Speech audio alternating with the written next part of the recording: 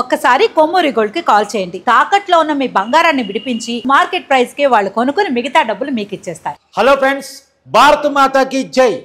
మనం నమస్కారాల కంటే కూడా భారత మాతాకి జై అంటూ కూడా ఒకరికొకరు వందనాలు చేసుకుందాం. ఇంత ముందు లేక నమస్కారాలు, గుడ్ మార్నింగ్లు, గుడ్ ఆఫ్టర్నూన్లు ఇవన్నీ కట్ చేయండి. ప్రతి ఒక్కళ్ళు కూడా ఇంకొకరిని పలకరించే క్రమంలో భారత మాతాకి జై అంటూ పలకరించే ప్రయత్నం చేయండి. సరే, వీడియోలోకి వెళ్ళేటప్పుడు మనం ముందుగా మాట్లాడుకోవాల్సింది, ఇవాళ పాకిస్తాన్ అరాచకాలు రోజు రోజుకి ఎక్కువ అవుతూ ఉన్నాయి. ఎల్ఓసి దగ్గర కాల్పులు చేస్తూ ఉన్నారు, చొరబాట్లు ఎక్కువ అవుతూ ఉన్నాయి. లేటెస్ట్గా ఈ వీడియో చేసేప్పటికీ నేను కొత్త బ్రేకింగ్ న్యూస్ కూడా చూస్తూ ఉన్నాను.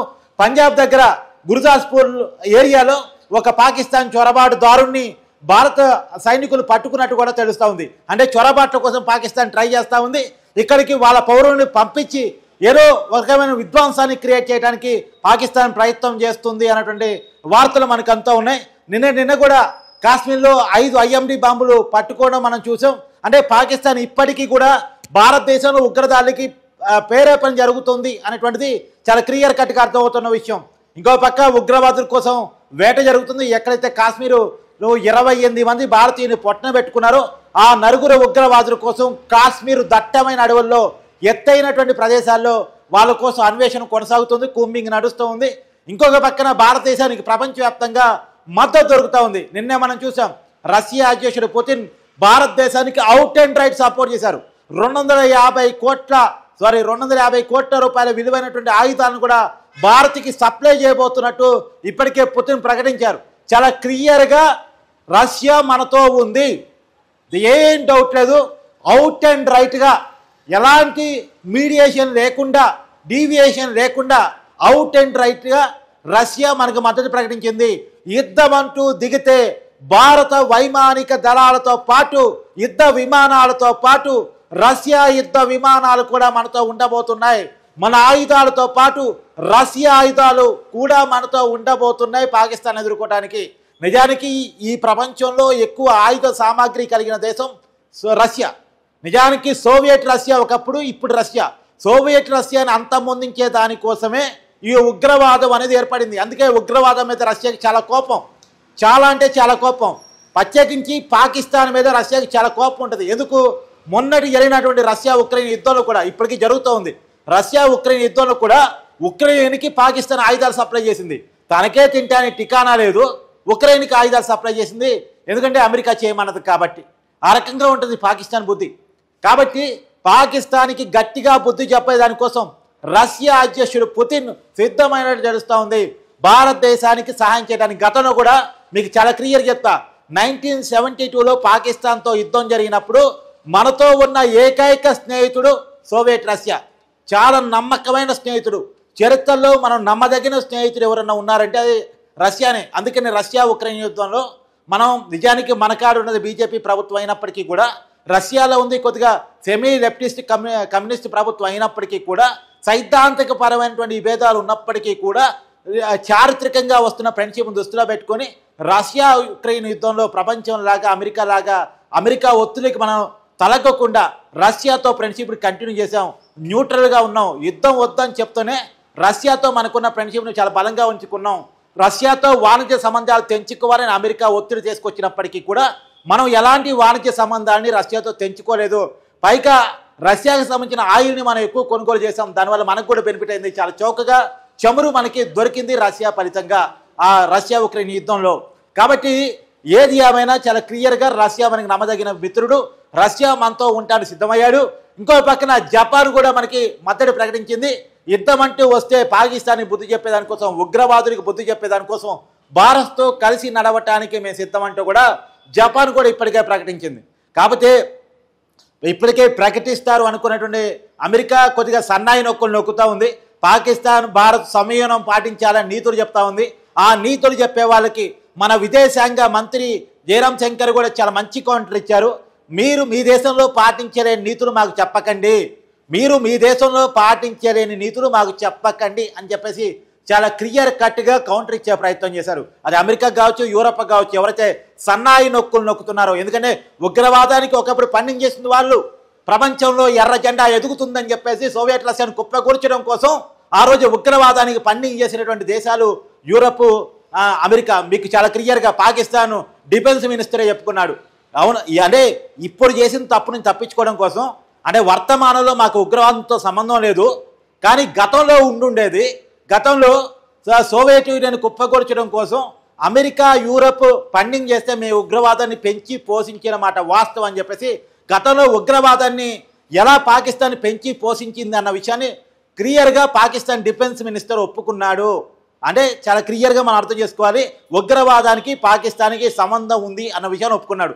కాదు ఇప్పుడు జరిగిన ఉగ్రవాదితో మాకు సంబంధం లేదని అంటారు, కానీ వాస్తవం అది కాదు. ఇప్పుడు జరిగిన ఉగ్రవాదితో కూడా వాళ్ళకి సంబంధం ఉంది. ఇప్పటికీ ఉగ్రవాదులను దాస్తున్నారు అంటే అది పాకిస్తాన్ వల్లే జరుగుతుంది. ఉగ్రవాదుని ఫండింగ్ పాకిస్తాన్ ప్రభుత్వమే చేస్తుంది. ఉగ్రవాదుల పర్యవేక్షణలోనే పాకిస్తాన్ ఆర్మీ నడుస్తుంది, అది వాస్తవం కూడా. అందుకనే ఉగ్రదాడి జరగగానే మేము ఖండిస్తున్నాం, వాళ్ళని పట్టుకోవడానికి మేము కూడా ప్రయత్నం చేస్తాం, మాకు దొరికితే భారత్ గొప్ప చెప్తామని చెప్పాల్సింది పోయి భారతదేశంతో యుద్ధానికి కావాల్సినటువంటి సన్నద్ధతని పాకిస్తాన్ కోరుకుంటుంది, రెచ్చగొట్టే మాటలు మాట్లాడుతుంది. ఒక అతను పాకిస్తాన్ మంత్రి కాశ్మీర్ మా నరం అంటాడు, ఇంకో పాకిస్తాన్ మంత్రి కాశ్మీర్ మా వెన్నుముక్క అంటాడు. ఇలా భారత్ను రెచ్చగొట్టే పని చేస్తున్నారు. మా దగ్గర 130 అణుబాంబులు ఉన్నాయి అంటారు. ఇలా రకరకాలుగా మాట్లాడే ప్రయత్నం చేస్తారు.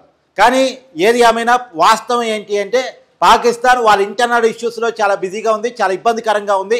ఒక రకంగా చెప్పాలంటే గత బంగ్లాదేశ్, గత శ్రీలంక లాగా పాకిస్తాన్ ఉంది. ఒక రకంగా ప్రజలు తిరుగుబాటు చేసి పాకిస్తాన్ ప్రైమ్ మినిస్టర్ ఇంట్లో నుంచి తరిమి కొట్టేటువంటి పరిస్థితులు పాకిస్తాన్లో ఉన్నాయి. ఆ పరిస్థితుల నుంచి తప్పించుకునే దానికోసం, తమ పదవుల్ని కాపాడే దానికోసం భారత్తో గిచ్చి తగాద పెట్టుకుంటుంది పాకిస్తాన్. నిజానికి పాకిస్తాన్ అడక్క తినే పరిస్థితిలో ఉంది. యుద్ధం వస్తే వారం కూడా భారత సైన్యము నిలబడలేదు. కాకపోతే తమ పదవులు కాపాడుకునే దానికోసం, పాకిస్తాన్ ప్రజల్ని మభ్యపెట్టడం కోసం జరుగుతున్న బెలూచిస్తాన్ లిబరేషన్ ఫ్రంట్, మాకు ప్రత్యేక దేశం కావాలని పాకిస్తాన్లో జరుగుతున్నటువంటి పోరాటాన్ని ఆపటం కోసం ఒక మతపరమైన విద్వేషాన్ని, దేశభక్తితో కూడినటువంటి ద్వేషాన్ని రగల్చడం కోసం పాకిస్తాన్లో ట్రై చేస్తూ ఉంది. అందుకే భారతదేశంతో తగాద పెట్టుకుంటా ఉంది, హిందువుల మీద విషం చెబుతూ ఉంది. అంటే హిందువుల మీద విషయం చెప్తే వాళ్ళ దేశంలో ఉన్నటువంటి మైనార్టీలంతా ఏకమవుతారు అనేటువంటిది వాళ్ళ ఆలోచన. రెండోది, భారతదేశం మీద విషం చెప్తే పాకిస్తాన్ దేశభక్తి ఉన్న వాళ్ళంతా తమ వెనకాలకు వస్తారనేది పాకిస్తాన్ ప్రభుత్వం యొక్క ఆలోచన. ఈ విషయాన్ని నేను డే 1 నుంచి చెప్పుకుంటూ వస్తున్నాను. పాకిస్తాన్ ఆలోచన ఏంటనేది, యుద్ధం చేసే శక్తి కానీ, సామర్థ్యం కానీ, కెపాసిటీ కానీ పాకిస్తాన్ దగ్గర లేవు. పైగా ప్రపంచం ముందు పాకిస్తాన్ విలనైపోతుంది. పాకిస్తాన్ ఏమనుకుందంటే భారతదేశం కనుక రెచ్చిపోయి తన మీద యుద్ధం ప్రకటిస్తే గల్ఫ్ దేశాలు, ముస్లిం కంట్రీస్, తర్వాత చైనా లాంటి కంట్రీస్ తమకు అండగా వస్తాయి అనుకుంది. కానీ రోజు రోజుకి పాకిస్తాన్ బుద్ధి చూసిన వాళ్ళు అందరూ కూడా ఒక్కొక్కరికి వెనక్కి జరుగుతున్నటువంటి పరిస్థితి. ఏ గల్ఫ్ దేశం చెప్పండి, సౌదీ అరేబియా చాలా క్లియర్ కట్గా భారతదేశానికి మద్దతు ప్రకటించింది. తర్వాత యుఏఈ ఒకటి మాత్రం కొద్దిగా అటు ఇటుగా ఉంది, సన్నాయి నొక్కుతూ ఉంది. తర్వాత ఇరాన్ భారతదేశానికి సపోర్ట్ ప్రకటించింది. తాలిబాన్, ఆఫ్ఘనిస్తాన్ని పరిపాలిస్తున్న తాలిబాన్లు కూడా పాకిస్తాన్కి వ్యతిరేకంగా మేము ఉంటామని చెప్పేసి వాళ్ళు క్లియర్ కట్ లైన్ని ప్రకటించడం జరిగింది. ఈ ప్రపంచంలో ముస్లిం కంట్రీస్ కూడా, అంటే ఇస్లామిక్ ఐడియాలజీని పాటించే దేశాలు కూడా పాకిస్తాన్కు వ్యతిరేకంగానే ఉన్నాయి. 1-2 దేశాలు తప్పించి పాకిస్తాన్ ప్రధానంగా 2 దేశాల మీద వాళ్ళు పెట్టుకున్నారు ఆశలు. ఒకటి చైనా, రెండోది టర్కీ. ఈ చైనా, టర్కీ కూడా చాలా క్లియర్ కట్గా డైరెక్ట్గా పాకిస్తాన్ని సపోర్ట్ చేసే పరిస్థితులు లేవు అనేటువంటిది మనకు అర్థమవుతా ఉంది. చైనాని మనం దౌత్యపరంగా వేరు చేస్తూ ఉన్నాం. ఖచ్చితంగా యుద్ధం అంటూ వస్తే పాకిస్తాన్ని సపోర్ట్ చేయకుండా ఏం చేయాలో అవన్నీ కూడా చైనా విషయంలో మనం చేస్తూ ఉన్నాం. చాలా క్లియర్ కట్గా ప్రపంచం నుంచి ఒత్తిడి పెరిగితే చైనా కూడా డైరెక్ట్గా పాకిస్తాన్ని సపోర్ట్ చేసే పరిస్థితి లేదు. ఒక రకంగా రష్యా, చైనాతో మాట్లాడే పరిస్థితి కూడా ఉంది. పుతిన్ డైరెక్ట్గా చైనా ప్రధానమంత్రికి ఫోన్ చేసి చైనా అధ్యక్షుడికి ఫోన్ చేసి మాట్లాడేటువంటి పరిస్థితి కూడా ఉంది. చైనా ఎట్టి పరిస్థితుల్లో పాకిస్తాన్ వైపు పోకుండా మనం కట్టడి చేయగలుగుతున్నాం. ఎట్టి పరిస్థితుల్లో ఉగ్రవాదానికి ఇది ఫుల్ స్టాప్ పెట్టాల్సిన సమయం, ఉగ్రవాదాన్ని నిర్మూలించాల్సిన సమయం. ప్రపంచం అంతా ఉగ్రవాదం వల్ల నష్టపోతా ఉంది. ఇది సరైన సమయం అని చెప్పేసి భారత ప్రధాని నరేంద్ర మోడీ చేస్తూ ఉన్నారు. అయితే మనం మళ్ళా చెప్తున్నా, నేను డైరెక్ట్గా యుద్ధాన్ని భారతదేశం కోరుకోవట్లేదు. ఆల్రెడీ ఇండైరెక్ట్ యుద్ధాన్ని, రక్తరహిత యుద్ధాన్ని పాకిస్తాన్ మీద భారత ప్రధాని మోడీ ప్రకటించేశారు. దౌత్యపరమైన, వాణిజ్యపరమైన సంబంధాలన్నీ పాకిస్తాన్తో కట్ చేసుకున్నట్టు ప్రకటించారు. సింధు జలాలు పాకిస్తాన్కి పోకుండా కట్ చేస్తున్నట్టు, నిలుపుదల చేస్తున్నట్టు, ఆ ఒప్పందాన్ని సస్పెన్షన్ చేస్తున్నట్టు ఇప్పటికే ప్రకటించారు. దీని ఫలితంగా ఇప్పటికే పాకిస్తాన్ చాలా ఇబ్బందులు కూరుకొని పోతా ఉంది. సింధు జలాల నిలిపివేత ఫలితంగా 80% పాకిస్తాన్ భూభాగం ఎడారిగా మారే అవకాశం కనపడతా ఉంది. సాగునీటికి, తాగునీటికి పాకిస్తాన్ ఇబ్బంది పడి, అసలే పేదరికంలో ఉంది, అసలే కడు ఇబ్బందుల్లో ఉంది. మనం గోధుమలు ఆపాం, తినడానికి తిండి లేదు. ఒక చపాతీ కోసం 10 మంది కొట్టుకునే పరిస్థితి, గెలిచినోడు తింటాడు, ఓడినోళ్ళు ఉపవాసం ఉండే పరిస్థితి పాకిస్తాన్ ఉంది. ఇవాళ ఏ రకంగా చూసినా పాకిస్తాన్ చాలా అఘోర పరిస్థితిలో ఉంది అని ఒక రకంగా చెప్పాల్సిన పరిస్థితి కనపడతా ఉంది. ఎందుకంటే పాకిస్తాన్ని మనం సాయం చేస్తే పాకిస్తాన్ ఉగ్రవాదులకు సాయం చేసి మన మీదకే రెచ్చగొడతా ఉంది. అందుకని మనం చాలా క్లియర్ కట్ డెసిషన్స్ కూడా తీసుకోవడం జరిగింది. ఇంకో పక్కగా మన ప్రజల్ని యుద్ధం కనుక వస్తే సిద్ధం చేయడం కోసం రేపటి రోజున మాక్ డ్రిల్స్ కూడా వాళ్ళు చెప్పడం జరిగింది. రేపు మాక్ డ్రిల్స్ దేశవ్యాప్తంగా కూడా అన్ని రాష్ట్రాలు జరగబోతూ ఉన్నాయి. ఇప్పటికే కేంద్రం నోటిఫికేషన్ జారీ చేసింది. అన్ని రాష్ట్రాలు కూడా చెప్పడం జరిగింది. పోలీసుల సాయంతో సివిలియన్స్కి, ప్రధానంగా యువత, విద్యార్థులు ఎవరైతే కొంత యుద్ధ పరిస్థితుల్ని గమనించగలిగి ఎదుర్కోగలిగే పరిస్థితులు ఉంటారో వాళ్ళందరికీ కూడా మాక్ డ్రిల్స్ నిర్వహించాలి. ఒక రకంగా యుద్ధ విమానాలు కనుక వస్తే ప్రధానంగా హైదరాబాదు, విజయవాడ, తిరుపతి, వైజాగ్ ఇలాంటి కొన్ని మెయిన్ సిటీస్లో ఖచ్చితంగా ప్రజలకి శిక్షణ ఇప్పించాలి.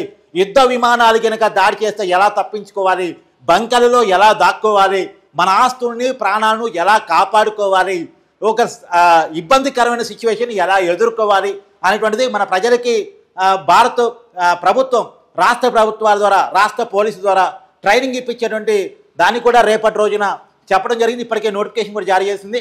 రేపటి మాక్ డ్రిల్స్లో యువత, విద్యార్థులు అందరూ పాల్గొనాలి.